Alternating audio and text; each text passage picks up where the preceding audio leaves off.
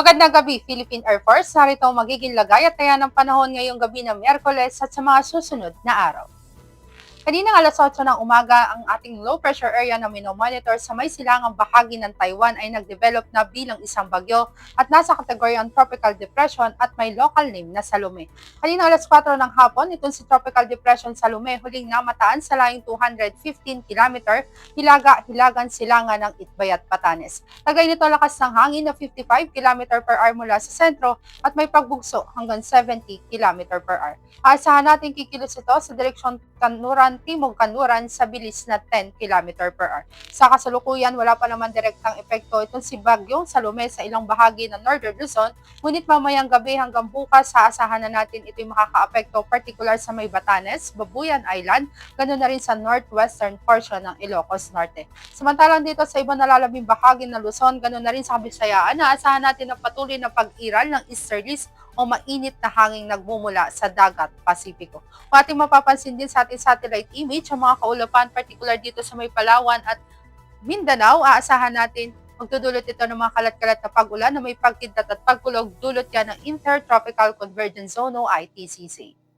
Tingnan naman natin ang magiging pagkilos nitong si Bagyong Salome sa mga susunod na araw. Asahan nga natin kung ating mapapansin sa track at intensity forecast nilabas si Pag-asa, kikilos ito ng pababa sa direksyon Timog Kanluran, dulot yan ng high pressure area dito sa may mainland ng China. Kung ating mapapansin, bukas asahan na natin ito ay kikilos at magla-landfall particular dito sa may Batanes at patuloy itong kikilos bukas ng hapon sa may Babuyan Island patungo dito sa may northwestern portion ng Ilocos Norte at by Friday, aasahan natin may posibilidad itong humina into a low pressure area. Samantalang nakataas ang tropical cyclone wind signal number 1, dulot nga ni Bagyong Salome, particular yan dito sa may Batanes, sa western portion ng Babuyan Island, ganoon na rin sa northwestern portion ng Ilocos Norte. Para naman sa magiging lagay at taya ng panahon bukas, aasahan nga natin dito sa may Babuyan Island o sa may extreme northern Luzon, ganoon na rin sa northwestern portion, particular ng Ilocos Norte, ang rains with gust winds, dulot nga ni Bagyong Salome. At dito naman sa may Palawan at Kalayaan Island, dulot ng ITCZ, aasahan naman natin na maulap na kalangitan na may kalat-kalat na pag-ulan, pagkidlat at pagkulog. Dito naman sa Metro Manila at ibang nalalabing bahagi ng Luzon, aasahan naman natin bukas ang bahagyang maulap hanggang sa maulap na kalangitan, ngunit di natin inaalis sa mga posibilidad ng mga pulu-pulong pag-ulan na kuminsan ay may pagkidlat at pagkulog, lalo na yan sa dakong hapon o gabi. Dito naman sa Kabisayaan, generally fair weather din ang ating aasahan bukas, bahagyang maulap hanggang sa maulap na kalangitan, ngunit di rin natin inaalis sa mga posibilidad ng mga pulu-pulong pag-ulan na kuminsan na may pagkidlat at pagkulog. Dito naman sa Mindanao, dulot pa rin yan ng ITCZ, aasahan natin ang malaking bahagi ng Mindanao ay patuloy na makakaranas ng maulap na kalangitan na may kalat-kalat na pag-ulan, pagkidlat at pagkulog. Para naman sa magiging lagay at taya ng panahon pagsapit ng Biyernes hanggang weekend, aasahan natin ang generally fair weather dito sa Metro Manila, bahagyang maulap hanggang sa maulap na kalangitan, ngunit di natin inaalis sa mga posibilidad ng mga pulu-pulong pag-ulan na kuminsan ay may pagkidlat at pagkulog, lalo na ngayon sa dakong hapon o gabi.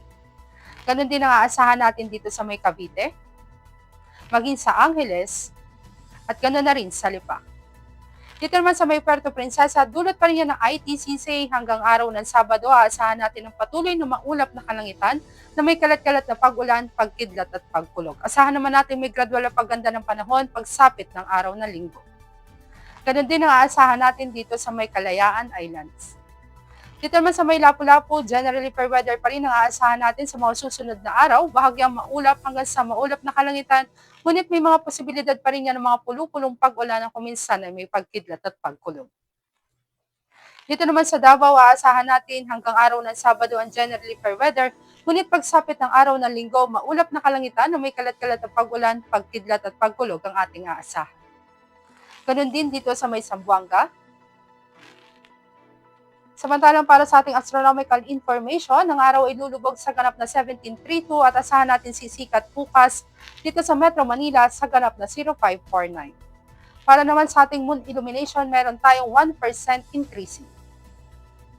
At yan ang latest update natin sa weather. Para manatiling updated sa lagay at taya ng panahon, i-follow lamang ang Air Force Weather Center sa aming mga social media accounts. At sa ngalan ng aming commanding officer na si Colonel Alvin John Cugador, Philippine Air Force General Staff Corps, I'm Sergeant Jessa C. Cuenca, Weather Forecaster ng Air Force Weather Center. Muli magandang gabi, Philippine Air Force.